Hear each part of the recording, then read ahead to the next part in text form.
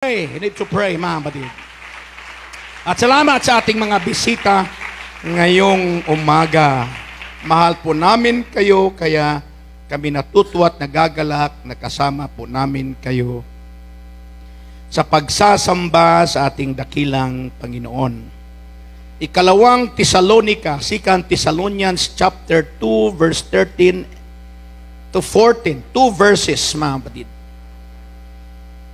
But we are bound to give you thanks always to God for you, brethren, beloved of the Lord, because God had from the beginning chosen you to salvation. That's our message for today. Through sanctification of the Spirit and belief of the truth. Verse 14, whereunto He called you by our gospel. Not religion, but by the gospel. To the obtaining of the glory of our Lord Jesus Christ. Sabi po sa Tagalog, mga kapatid, basahin natin sa verse 13. Ngunit kami ay nararapat magpasalamat sa Diyos dahil sa inyo, mga kapatid, na minamahal ng Panginoon. Wow, sarap pakinggan yang minamahal ka ng Panginoon. Kung mahal ka ng boyfriend, girlfriend, mama, papa, Mr., Mrs., mas mahigit ang pagmamahal ng Diyos. Sa pagkakahirang sa inyo ng Diyos, buhat ng pasimula sa ikaliligtas sa pagpapabanal ng Espiritu at panampalataya sa katotohanan. Sa kalagayang ito'y tinawag niya kayo sa pamagitan ng aming Ebanghelyo. Salamat po sa Ebanghelyo. Ang daming reliyong tumatawag pero wala po diyan ang katotohanan sa Ebanghelyo upang magkamit ng kaluwalhatian ang ating Panginoong Kristo. Pag maligtas tayo, tanggapin nyo ang Panginoong Kristo ngayong umaga, hindi naluwalhati ang demonyo. Hindi naluwalhati ang relihiyon. Hindi naluwalhati ang iyong kapitbahay. Ang naluwalhati ang ating Panginoong Kristo. Kasi sa lahat ng mga bagay kung kaligtasan ang pag-uusapan, sino ang natutuwa? Hindi si mama, hindi si papa, minsan nagagalit pa. Hindi yung kapitbahay, kamag-anak, lolo't lolo. Ang natutuwa ay ang Diyos. Kaya pag tayo tumanggap sa Diyos ngayong umaga bago tayo umalis, binigyan natin ng kaluwalhatian at kagalakan ang ating dakilang Panginoong Kristo. Thank you, Lord, for your words today. And bless us, Lord, everyone physically and the strength. In the mighty name of Jesus. And everybody say amen. Amen. God bless. Makakaupo na po kayong lahat, mga kapatid. Preaching, mga kapatid, sa subject na nagsasabing, chosen for salvation. Napili o nahirang para sa kaligtasan. Kung ang Diyos ang ating pag-uusapan, wala po siyang ibang hangarin sa buhay ng tao kung hindi ay kaligtasan. Aanhin mo man yang marami kang pera't mayaman ka, malaki ang negosyo, mataas ang pinag-aralan, kilala ng lipunan pero wala kang kaligtasan. Aanhin natin yung magandang pamilya kung hindi tayo ligtas. Pero kung ikaw ay ligtas, may trabaho ka, may negosyo ka, maganda ang pamilya mo, pinagpapala ka, yun ang kalooban ng ating dakilang Panginoon.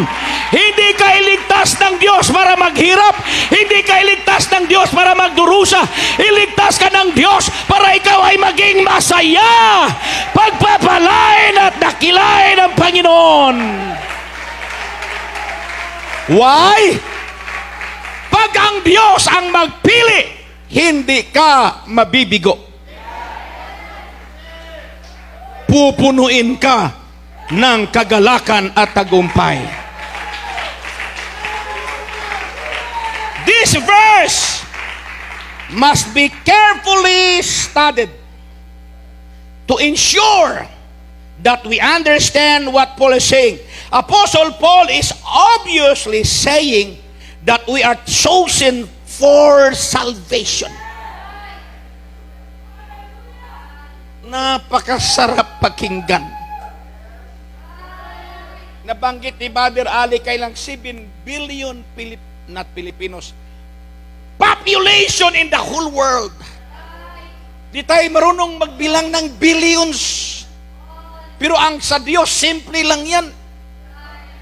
Ilang billion man yan, hindi siya mahirapan pagpili sa iyo ngayong umaga. Hindi mahirapan ang Diyos tawagin ka nanay, tatay, young people. 7 billion ang hirap niyan. Pero sa mata sa Diyos, mata ng Diyos, meron akong pipiliin sa mga bisitang nandoon sa Park Church, nandoon sa number 8 Balite Drive, nagsisimbangan yan. May mga babae at lalaki na aking ililigtas ngayon. Hallelujah. And we need to know na ang Diyos ang nagpili sa iyo, hindi kami, hindi yung nag-imbita sa iyo. Ang Diyos ang pumili upang ikaw ay maligtas ngayong umaga.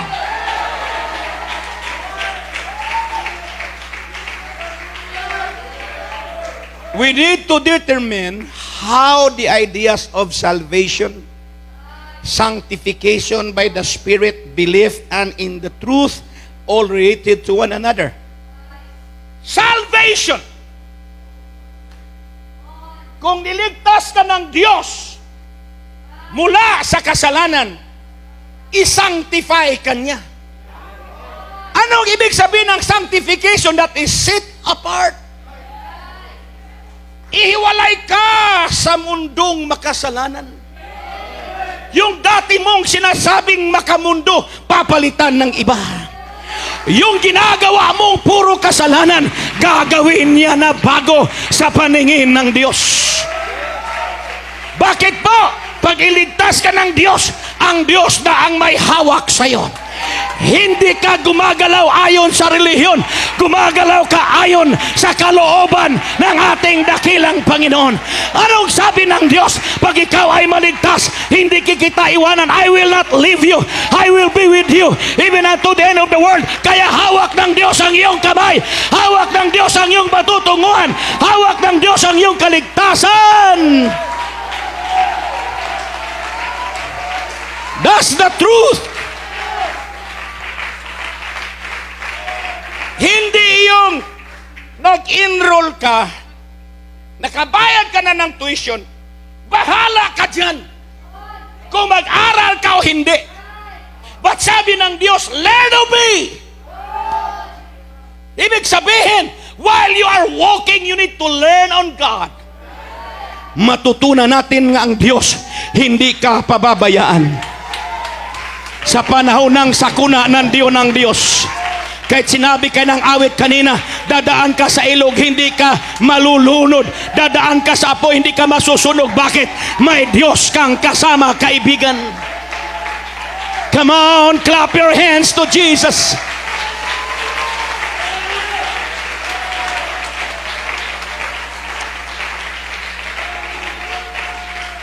The verse tells us that God chose us for salvation.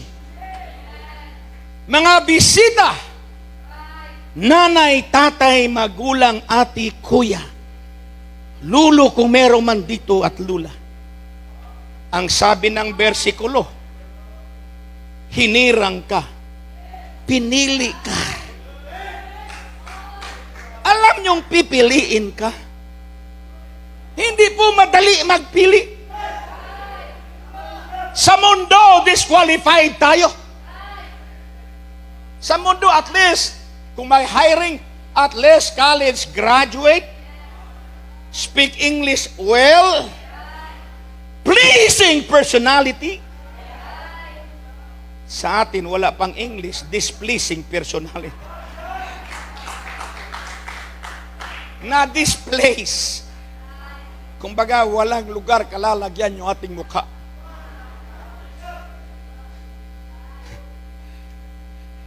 Hindi kaya-aya. But the Lord, pinili niya tayo. Makasalanan ka man o hindi, matalino ka man o hindi, maganda o gwapo ka man o hindi, mahirap ka man o mayaman o hindi, ang importante, tinawag ka ng Diyos sa dakilang kaligtasan. At sabihin ko sa inyo, kaibigan ko, mga minahal naming bisita, narito ang Diyos. Bakit po, Pastor? Upang ikaw ay isasama niya sa kanyang mga pipiliin.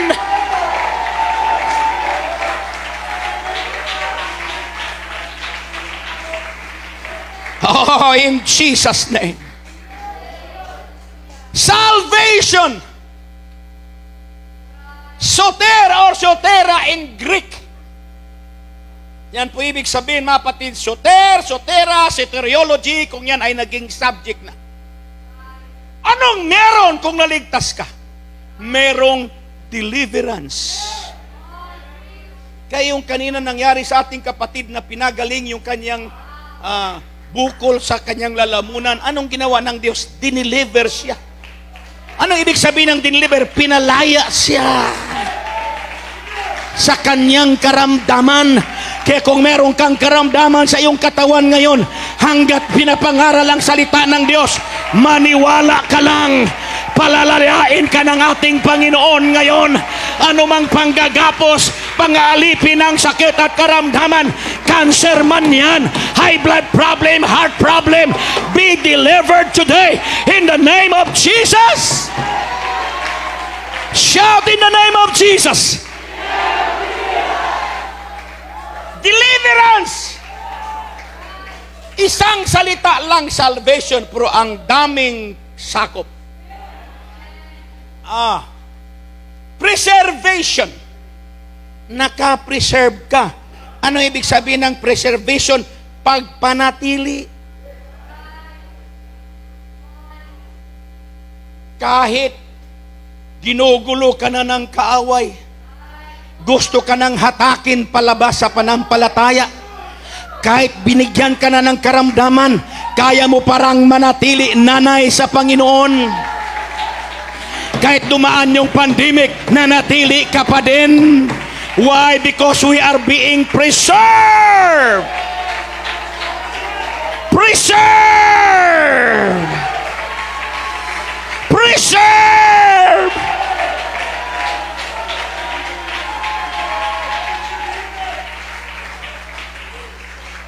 Para ma-preserve yung ulam na hindi naubos ni Brother Bobby. Saan ilalagay? Hindi doon sa misa. Pistahan ng pusa yan.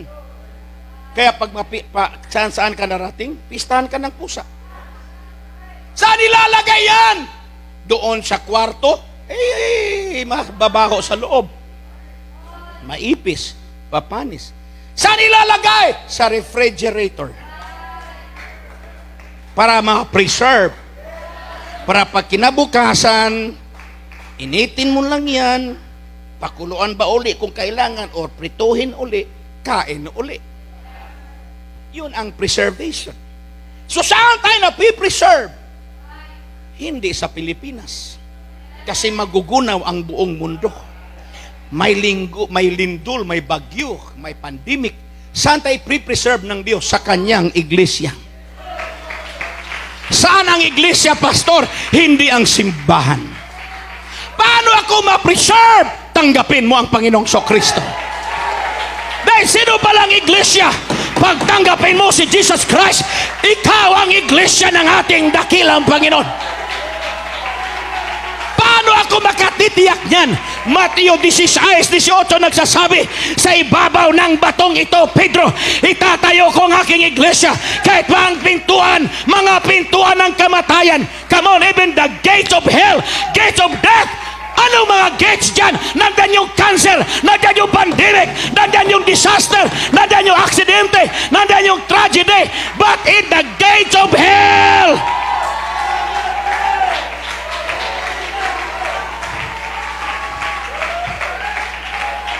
the church shall prevail.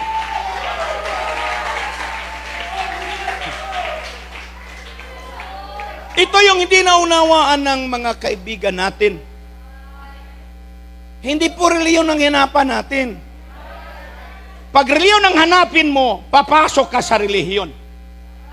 Pero pag kaligtasan ang hanapin mo, si Kristo ang papasukin mo. Kaya yung Matthew 16, papasukin natin ang ating Panginoon. Paano siya makapasok? Magsisi tayo sa kasalanan, magpabautismo sa pangalan ng Panginoong Kristo, tanggapin ang banal na Espiritu. Pag pumasok si Kristo sa atin, kahit anong gawin ang kaaway, you are preserved.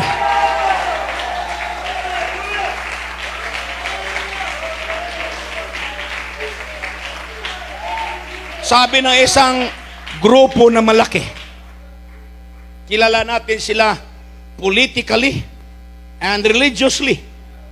Pag pumasok kayo sa iglesia namin, ligtas kayo. Hindi yan sinabi ng Bible. Ang sabi ng Panginoon, ako'y kumakatok sa inyo mga pintuan. At kung bubuksan nyo ang pintuan nyo at papasukin nyo ako ay mananahan sa inyo. Yun ang kailangan mo. Si Kristo ang mananahan sa ating buhay.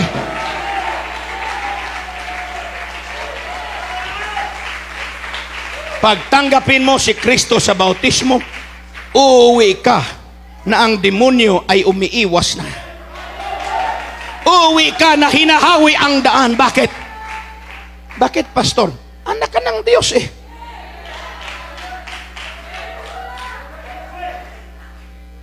Ang daming kapal ng tao dyan. Sige nga, dyan nga kayo. Sige, harang kayo dyan.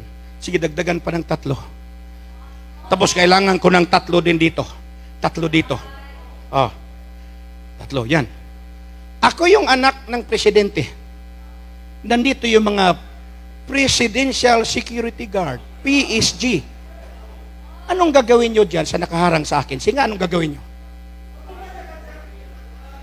Gawin nyo. You know, hawiin. Bakit? Dadaan yung anak ng presidente. Yan o, nakaharang yan. Tao lang yan. Tayo anak ng Diyos. Hahawiin ng mga anghel. Come on, mga bisita. Ito ang dapat ating marinig na mensahe, na meron tayong katiyakan sa ating paglilingkod sa Diyos. Hindi yung tinatakot tayo ng demonyo. Dapat ang demonyo ang matakot sa atin. Oh, nagkipag-usap pa dito yung siya. Ano ba, Sandro? Crush ng bayan? Pogi, no? Oh, nag-usap-usap pa lang, yung mga PSG nauna na. Tapos hindi yan alis dyan hanggat hindi ako pupunta roon. Oh, gagwardyahan talaga yan. Parang matamlay yung PSG ko ah. Papalitan ko kaya to. Harangan nyo ngayon. Yan. Walang PSG na mga mukhang may sakit. Mga mukhang walang kain. Oh, walang PSG na ganun. Ang ating mga anghel hindi mukhang may sakit. Ang tatangkad, ang gagan mga batid. Kaya pag lumakad yung anak ng presidente, pero ikaw, wala kang Diyos na malakad. Nervyos, takot, mangamba. Pagtahol ng aso, magsabi lang ng aso, "Awoo!" Ano yun? Ano yun? May muto. Takot lang sa tahol ng aso.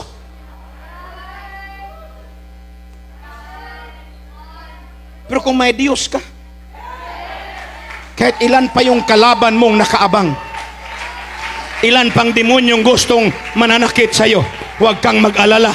Bago ka lumabas sa bahay mo, may mga anghel nang na naglilinis.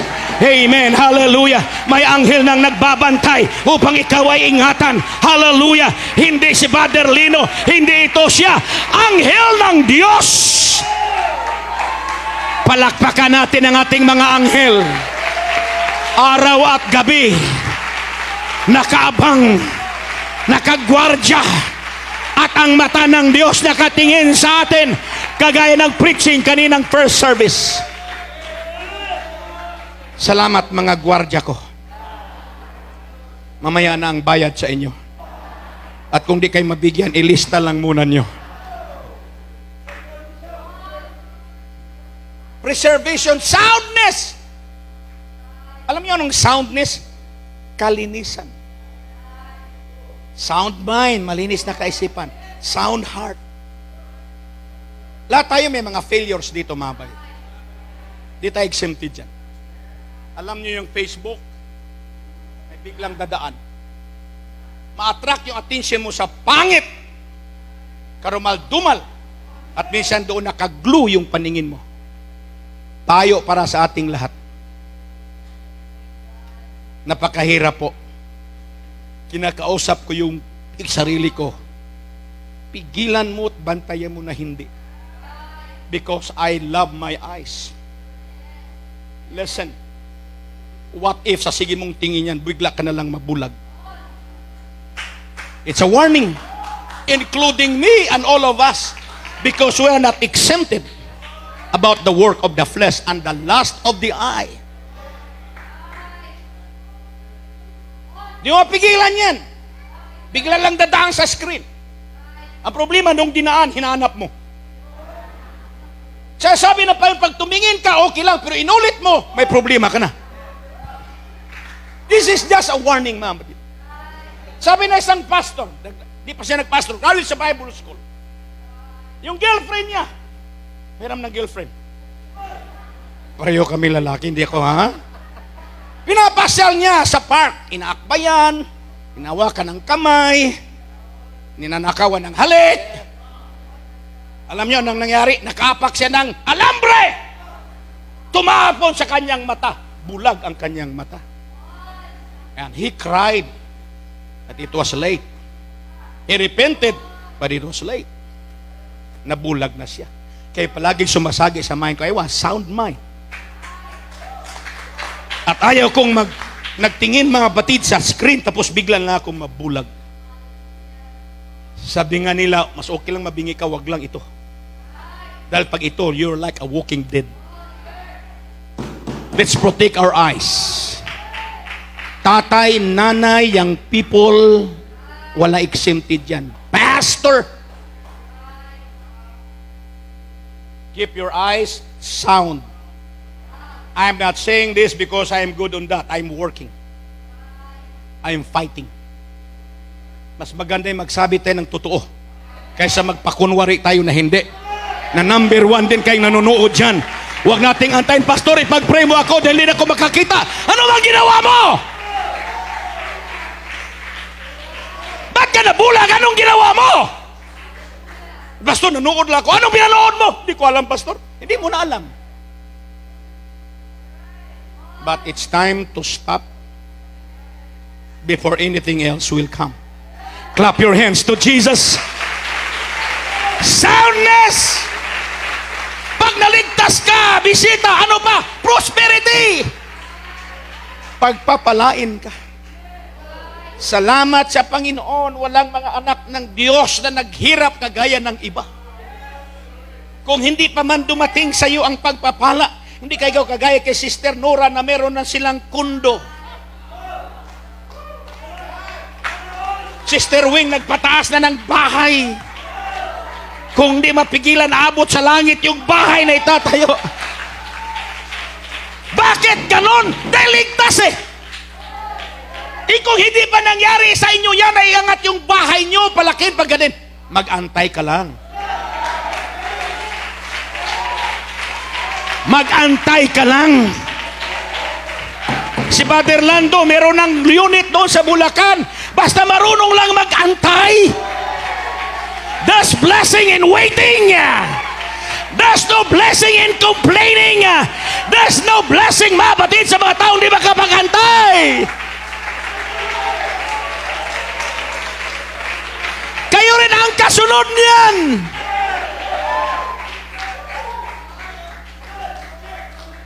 Pag naligtas ako, pastor, ang mangyari, happiness. Yung mga tao dito, sige palakpak.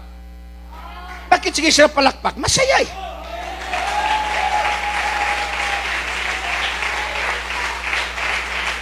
Gusto nyo maging masaya? Tanggapin nyo ang Panginoon. Pastor, ito bang mga nagpalakpak dito? Wala ba itong problema? Ang dami problema niyan.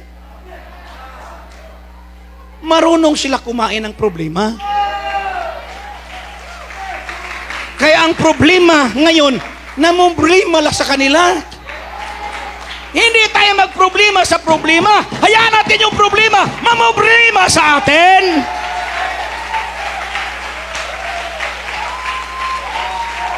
Oh, paano nangyari yan, Pastor? Si Job. Nagpiesta yung mga anak niya. Lumating yung hurricane, bagyo, lakas ng hangin. Natumba yung bahay, natabunan, patay yung 4. Kung may anak yun, pati apo ni Job. Nag-report yung alipin. Sir Job, ano? Yung mga anak mo, kumakain, nagpista doon, may hangin malakas, bumagsak yung bubong, patay lahat. Anong sabi ng Diyos? Sabi ni Job pala, ang Diyos ang nagbigay. Ang Diyos ang magbawi. Purihin ang pangalan ng Diyos. Biglang dumating, Job, yung rancho mo, yung baka mo, yung tupa mo, ganyan, ninakaw, nasunog, nawala. Ganun ba? Anong naiwan? Wala na. Ang Diyos ang nagbigay. Ang Diyos ang magbawi. Purihin ang Panginoon.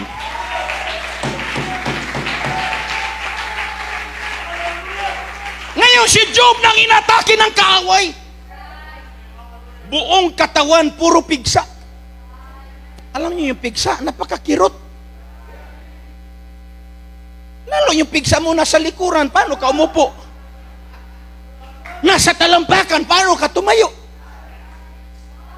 All of his body are full of sores and boils. Sabi ng misis, ba't ka pasamba-samba yan? Ba't ka pasamba-samba ng Diyos mo, namatay ang anak mo, na walang kayamanan mo, tapos katawan mo, tingnan mo. Sumpain mo na yan, iwanan mo ang Diyos mo. Listen, itong sinabi ni Job. Marunong ba lang tayo magpasalamat sa mabuting bagay? Hindi mo marinig sa reliyon yan. Biblia lang nagsabi niyan. Hindi mo marinig sa pinagsisimbahan mo yan dahil ayaw mo marinig ng pagsubok. Pero sabi ni Job, babae, nagsalita ka na parang walang utak, walang isip. Hangal ka. Marunong ba lang tayo magpasalamat sa mabuti? Pag sa hindi mabuti, hindi na tayo magpasalamat.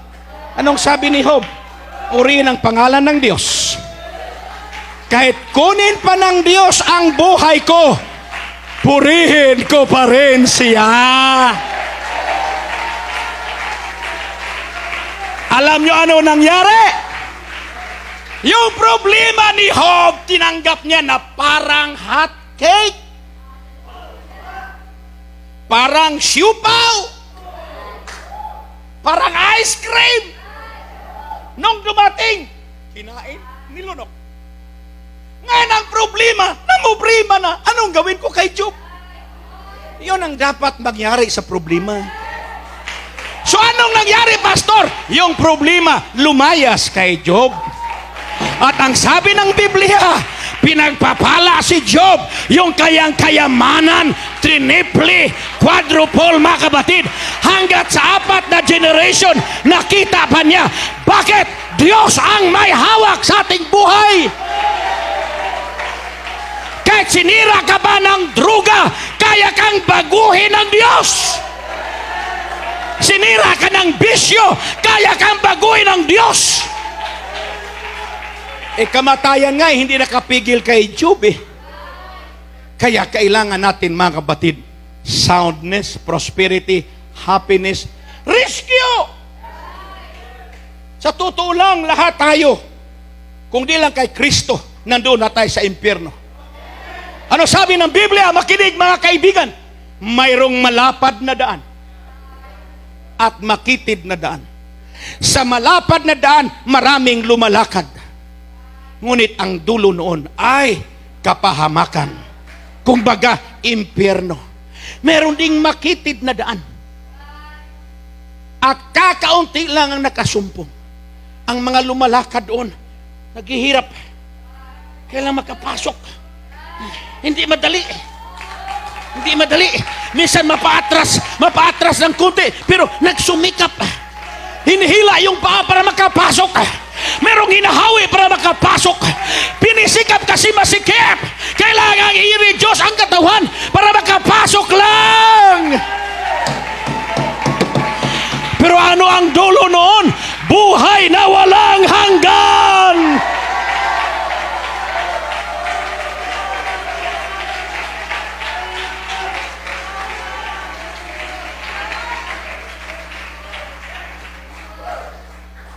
Punta ka sa Shumart, punta ka sa bisyo, punta ka sa mga disco, ay walang mangungutya sa'yo.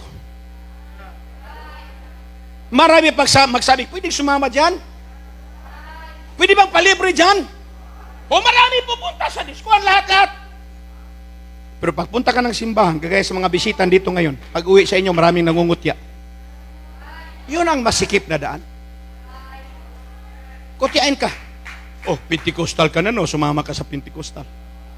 Hindi lang nila alam ano yung Pentecostal. Ang Pentecostal, hindi yan relihiyon. Ang ibig sabihin ng Pentecostal, experience, karanasan.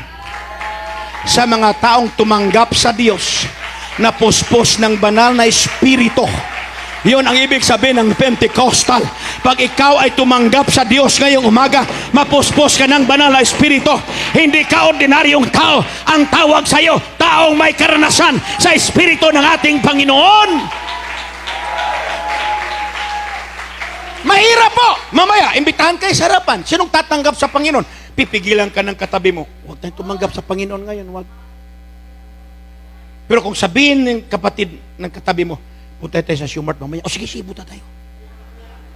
Basta hindi kaligtasan, maraming matuwa. Pero kung kaligtasan, bakit maraming katanungan? Dahil ang nagbubulag sa ating isipan, hindi ang Diyos yung kaaway. Kasi gusto ng kaaway na matabunan ang iyong kaisipan para meron siyang isasama sa impyerno. Pero ang gusto ng Diyos, mabuksan ang kaisipan mo ngayon. Tanggapin mo ang Panginoong Hesukristo at uuwi kang malaya. Pagsabihin natin mamaya, sino ang gustong tumanggap sa Panginoon? Yung katabi mo, hawakan mo ang kamay kaliwat kanan. Sabihin mo, tanggapin natin Panginoon. Akyat tayo sa taas para pag-uwi natin, hindi na tayo ordinaryong tao. Ligtas na tayo ng ating Panginoon. Bakit? Siya ang pumili sa atin. Chosen for salvation. Ganyan mga kapatid, meron bang lingkod ng Diyos na maghihirap, mangaral, pawis na pawis? Basang-basa. Gamitin yung tinig para lang iparating sa inyo ng mensahe. Mahirap na trabaho ito. Para akong naligo dito sa pawis. Na minsan sa sobrang labas ng pawis ko, himatayin ako mga kapatid, ma-dehydrate. But I won't give up preaching. Bakit? Nangailangan tayo ng mga ngaral. Kailangan niyong marinig ang mensahe ng kaligtasan.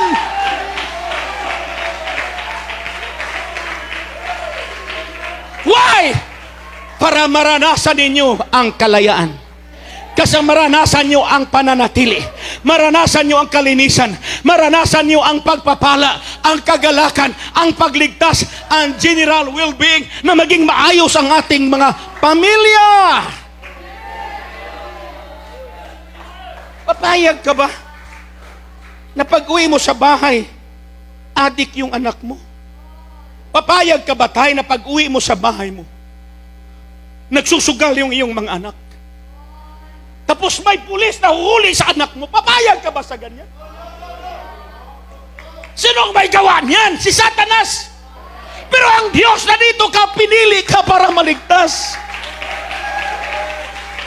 Ililigtas ka ng Panginoon para gumanda ang iyong pamumuhay. Palakpakan natin ang Panginoon, mga kapatid.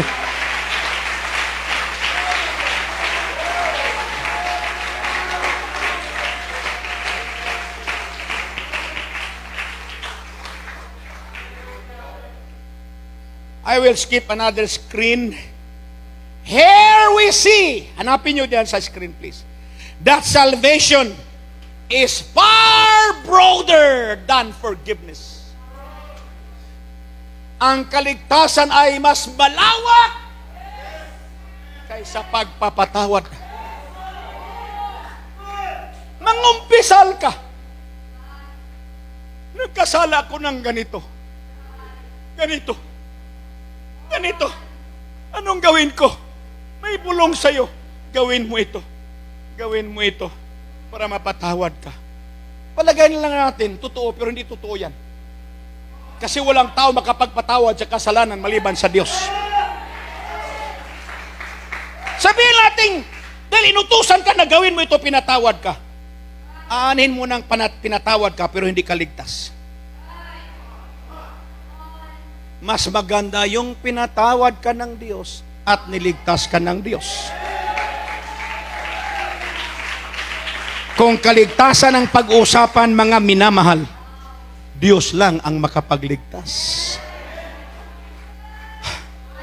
Bakit Diyos lang, pastor? Dahil siya lang nakakaalam paano tayo makapasok sa kaharian ng langit. Paano nyo nalaman, pastor? Dahil sabi ng kanyang mga salita. Kaya nga may iniwan siyang mensahe sa atin. Humayo kayo sa buong sanglibutan. Ipangaral ang magandang balita. Anong sabi kanina? Sa Ebanghelyo. Para maligtas kayo.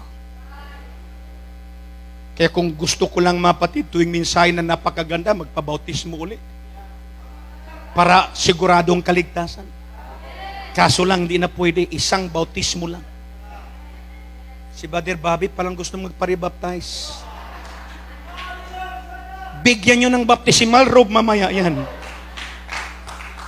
Kaya kay Willie yan, bigyan ng jacket yan. Save yourselves from this untoward generation. Gustuhin mo man o hindi, kabataan, nanay, tatay, ati, kuya, lula't lulo, mga kaibigan at pinamahal, nandito tayo sa likong lahi. And with many other words, we did he testify and exhort, saying, save yourselves. Iligtas nyo ang inyong mga sarili nitong likong lahi. What is untoward? The word untoward means difficult to guide. Kaya turuan mo na ng Word of God. Mga taga-park, difficult to guide. Hindi lang yan pambisita, kasama tayong lahat. Hindi lang tayo hanggang bautismo. Hindi tayo hanggang palakpak. Kailang marunong tayo magpag-guide. Dahil kung nandito ka man sa church, hindi ka marunong sumunod sa salita ng Diyos, you belong to the untoward generation. Sino yon sila? Difficult to guide. Turuan mo ng hulinis. Paglinggo lang, pagka Lunes, merong linis pero walang huli. Totoo yan. Ano yon sila? Untoward. Sabihin natin, but there were untoward members. Hard to guide. Bakit ayaw niyong sumunod? Gusto ba talaga niyong pumuntang langit? Bakit gustuhin niyo mag-short-short kayo? Ba't gustuhin niyo talagang revealing?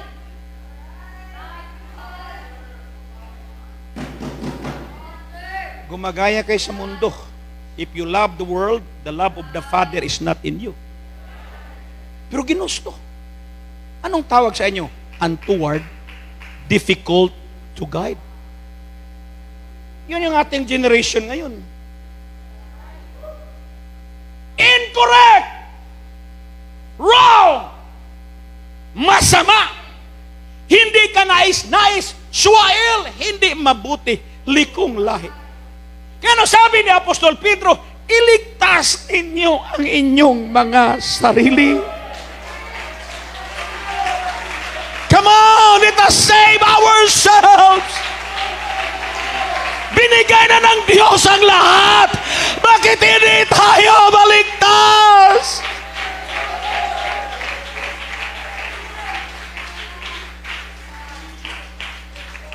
Makakala natin, by bautismado na tayo, hindi na tayo kasama sa untoward generation. No. Babalikan natin yan for members lang. Kasi marami tayong bisita ngayon. Pero sa ating mga bisita, ito yung katotohanan para sa ating lahat.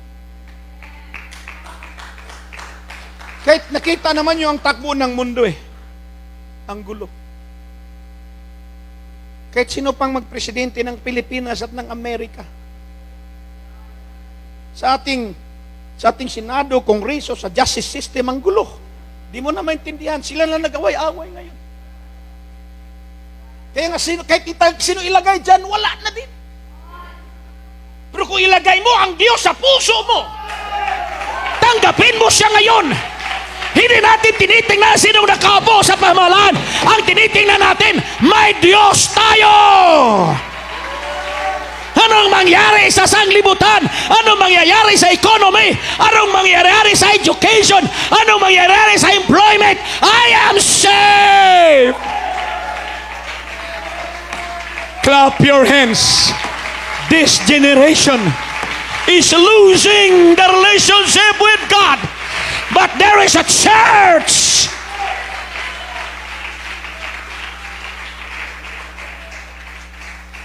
Thou shalt call his name Jesus, for he shall save his people from their sins. Tawagin ng batang ito ang pangalan niyang Jesus upang iligtas niya ang kanyang bayan mula sa kasalanan. We need a Savior. Mga kaibigan, mga bisita, minamahal natin, okay po magtrabaho para may income, may pambayad sa bahay, kuryente, may pang-enrollment, may pamasahe, may pambili ng damit. Okay po yun, di yan masama. Pero anhin mo man yang meron kang mabiling bagay para sa'yo. Pero yung kaligtasan mo, hindi ka pa sigurado. Hindi ba niyo alam na ang langit at ang lupa na ating kinaroonan, nakaitalaga ito sa apoy, susunugin ng Diyos? Kahit sabihin mong successful ang pamilya mo, lahat ng mga anak mo, mga professional, mga bachelors, mga masterals, may doctorate degree, hindi may magandang trabaho, maganda na ang bahay mo. Sabihin mo, well, fulfilled family. Yeah. On the material side, on the physical side, fulfilled. But how about on the spiritual? Dahil hindi ka nag-exist, hindi ka nabuhay na walang Diyos. At ano yung sa Diyos? Yun yung spiritual side. Na kung wala ang Diyos, wala tayo dito. Na wala ang Diyos, walang trabaho ang anak mo. Bakit? Dahil wala kang anak din. Wala ka rin dito. Pero dahil merong Diyos, may pamilya ka. Successful ang pamilya mo. Umangat ang buhay mo. Maganda ang tahanan, sasakyan. Makakain ka sa masarap na pagkain. Pero anin mo man yan kung wala kang Diyos. Anhin mo man maangkin mo ang buong sanglibutan, ngunit ang kaluluwa mo'y mapapahamak. Ngayong umaga, tanggapin natin ang Panginoong Jesucristo. Tanggapin natin. Magkanong bayad, Pastor? Walang bayad.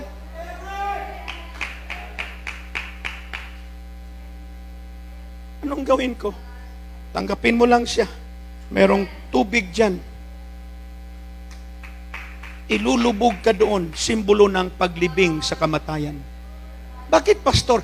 Patay tayo sa kasalanan. Pagbautismo sa iyo sa pangalan ni Kristo, napatawad ang kasalanan mo. Pag-ahon mo, bagong nilikha ka na.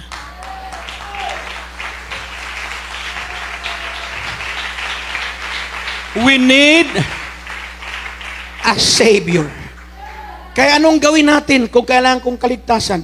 Repent and be baptized in the name of Jesus Christ for the remission of sins. Basahin mo ang Biblia, kasaysayan. Meron ang pwedeng magpatawad, magbura ng kasalanan, maliban kay Kristo? Wala po. Bakit ayaw nating tanggapin si Kristo na siyang may likha sa atin?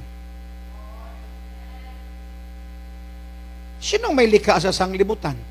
Si Jesus Christ. Sinong nagbigay ng buhay sa iyo? Si Jesus Christ.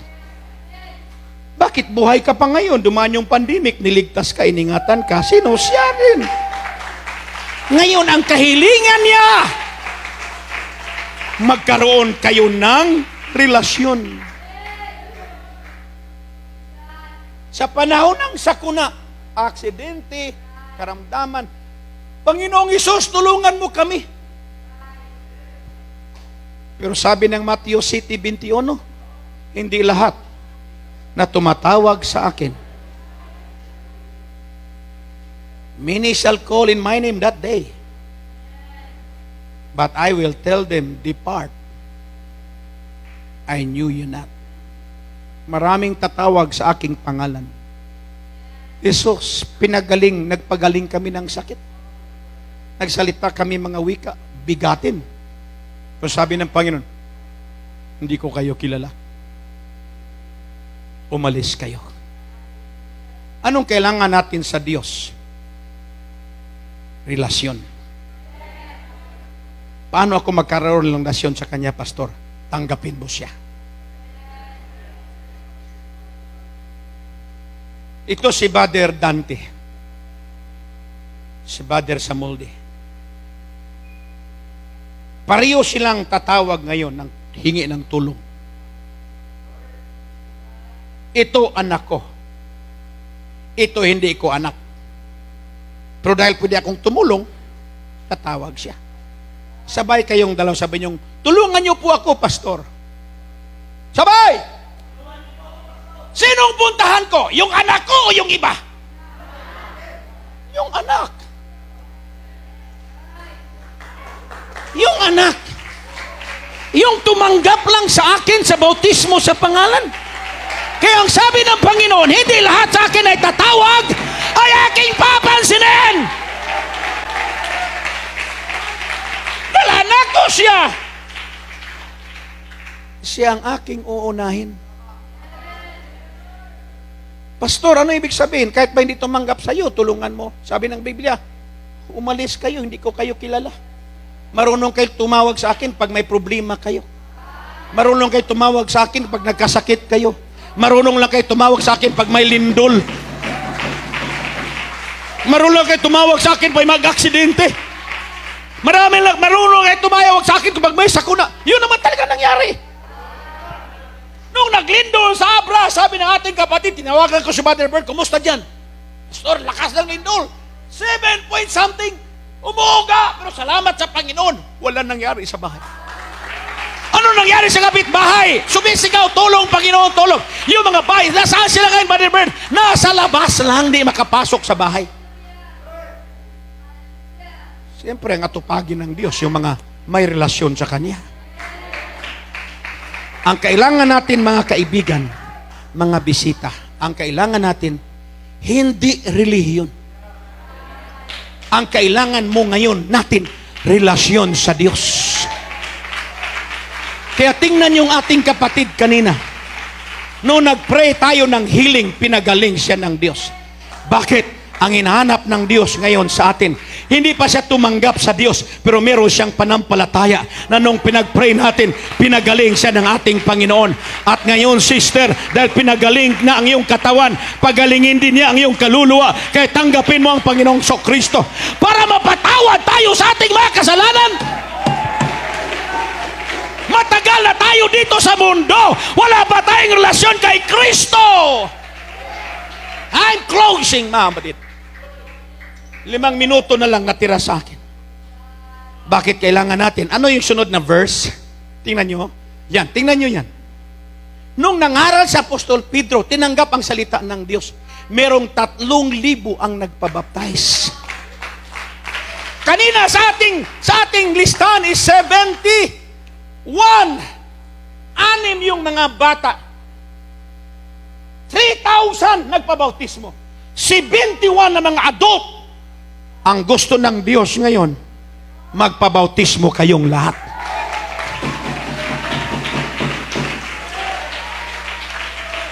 Huwag mo nang isipin, sis, may reliyon na ako eh. Hindi nga reliyon ang kailangan dito. Si Kristo ang iyong kailangan. May pinagsisimbahan na ako. Hindi rin ang simbahan ang pasukin natin. Si Kristo ang papasukin natin ngayon. Pastor, kung magpabautismo ako, kailangan ko na bang bumalik dito palagi linggo-linggo? Ang prayers namin, yun ang gawin mo. Pero kung di mo magawa linggo-linggo, may pupunta sa'yo. Pero ang importante, magpabautismo ka na ngayon. Bakit po? Dahil hindi natin alam ang bukas. Hindi natin alam kung may lindol bukas. Huwag muna kasi mabayay pa kami. Kung meron namang pandemic na kasunod. Hindi natin alam ang bukas. Hindi natin alam bukas. Maliban sa lindol, maliban sa pandemic. In Jesus' name, pwede tayong mabanggaan. Di ba? Pwede kang tamaan ng ligaw na bala. Pwede kang mahagisan ng granada.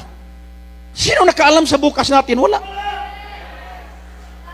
Pero ang Diyos, alam niya ang bukas natin.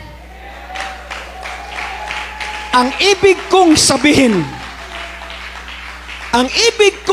halika Brother Bugard, kung ito yung anak ko, hindi ako mapapayag na papahamak ito. Kung may gira man dyan, may lindol man dyan, may patayan man dyan, tawagin ko ang aking mga anghel. Babantayan siya. 3 anghel na magbabantay sa aking anak. Utusan ko ang aking mga anghel, bantayan niyo yung anak ko. Bantayan yung tumanggap sa araw na ito. Yung mga magpabautismo sa araw na ito. Yung tatanggap sa pangalan ko. Bantayan yung mga anghel. Huwag niyong babayaan na maglalakad yan na walang magbabantay. Bantayan niyo araw-araw, gabi-gabi. Dahil ang toward generation, masama, liko ang lahi ngayon. But please protect my son. Ayaw niyo ba ng protection? Ang Diyos na nag-alok.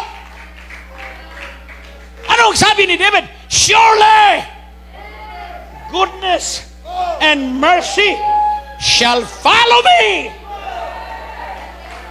Iyong awa at habag sumusunod sa akin araw-araw.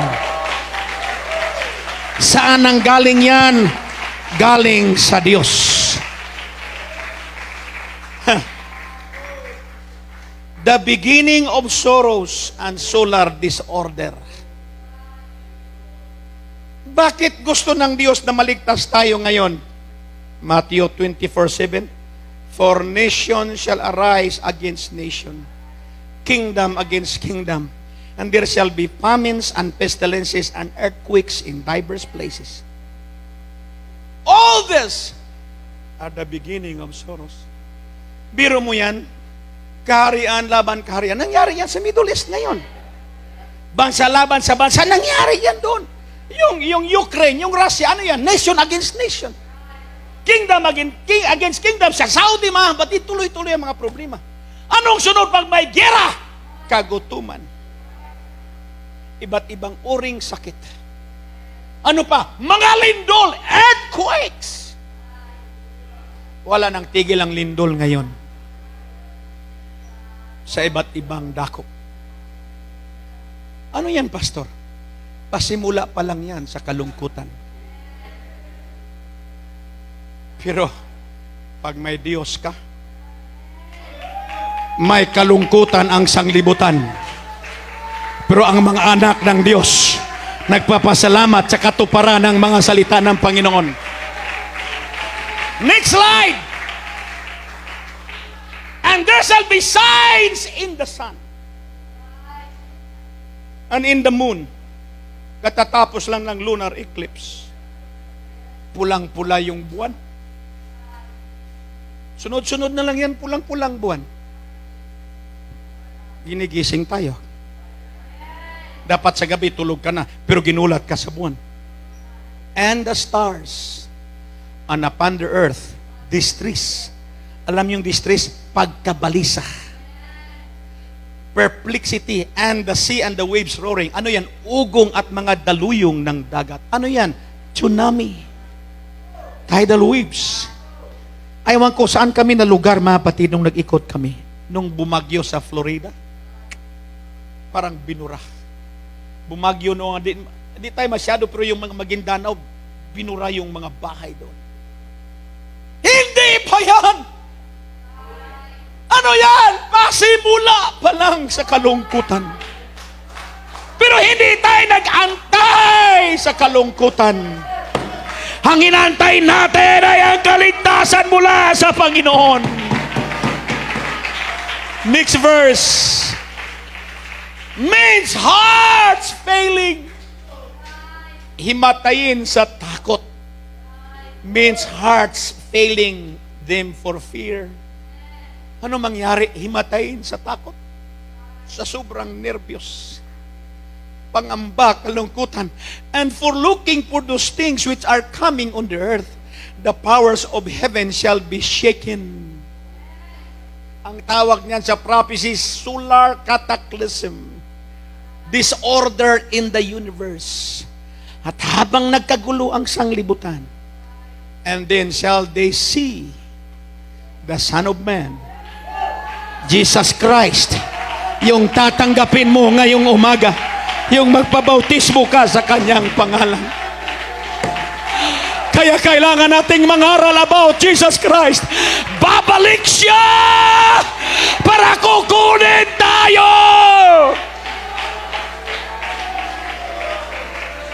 In a cloud in power and great glory.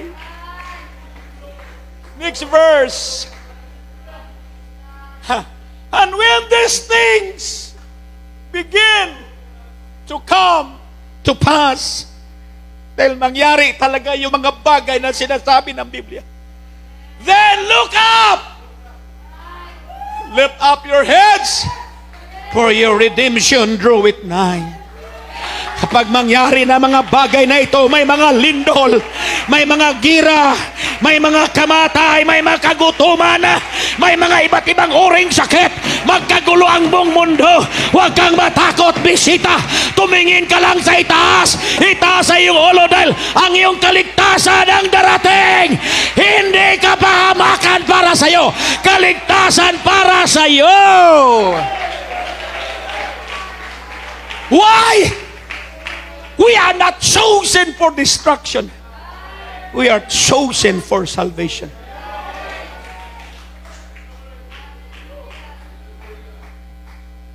Kung pinili man lang ako ng Diyos para idaan doon sa kamatayan, kalungkutan, kapahamakan, hintayin ko na lang yung kapahamakan.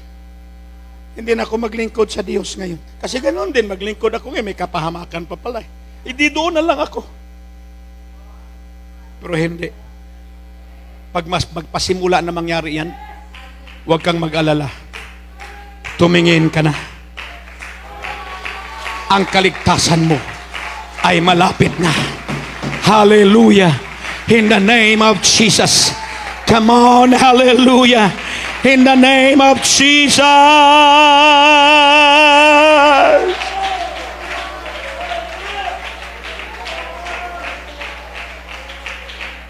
Next verse. We are kept by the power of God unto salvation. We are kept by the power of God through faith unto salvation. See? Kaligtasan palagi yung pinag-usapan. Napanatili ka, na ingatan ka sa iyong panampalatay dahil sa kaligtasan. Kaya ang unang hakbang natin ngayon, may panampalatay ka, iligtas ka. At ililigtas ka. Because salvation belongeth unto the Lord. Kahit ano pang sakripisyo mo, sister, brother, kahit sabi mo pang araw-araw nagsindi ka ng kandila, inubos mo yung rosaryuhan sa pagbabasa sa panalangin, hindi ba tayo maligtas dyan? Dahil ang kaligtasan hindi dahil sa gawa ng tao, ang kaligtasan ay gawa ng Diyos. Kaya lumapit tayo sa Diyos. Ang kaligtasan galing ating sariling mga pagsisikap.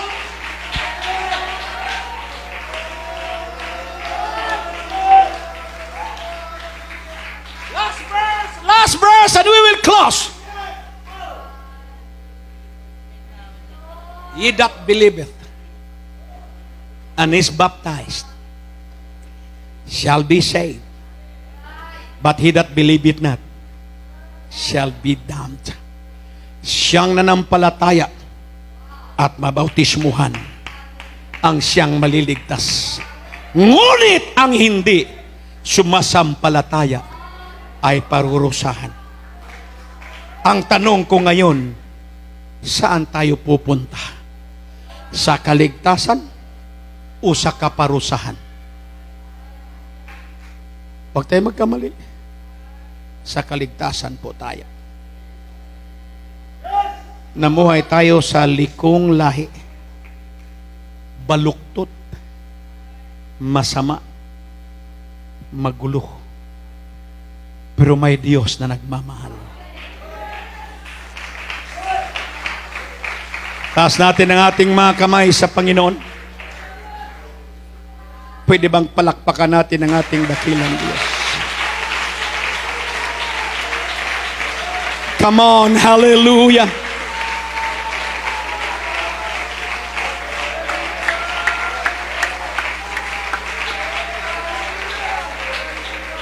Clap your hands to the Lord. Come on. Come on in the Holy Ghost.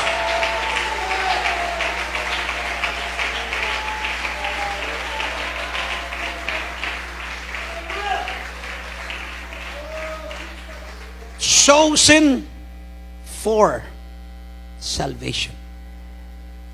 Pinili tayo para sa kaligtasan. Hindi po mahirap maligtas, mga kapatid.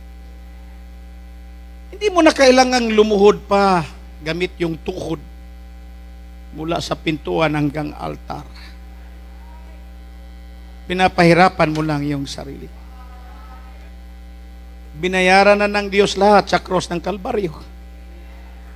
Kaya nga nakadipa siya doon para harangan ang daan ng impyerno at ikaw ay makapasok sa kaligtasan. Meron tayong 71 adult. 67 adult. 67. 67. Kung nandito pa kayo lahat na 67, pinili ka ng Diyos.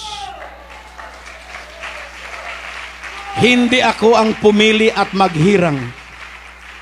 Isang karangalan natin na ang Diyos ang siyang pumili sa atin.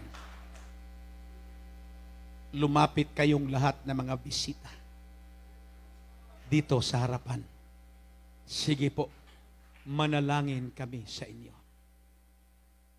Dalahin natin ang ating sarili sa harapan.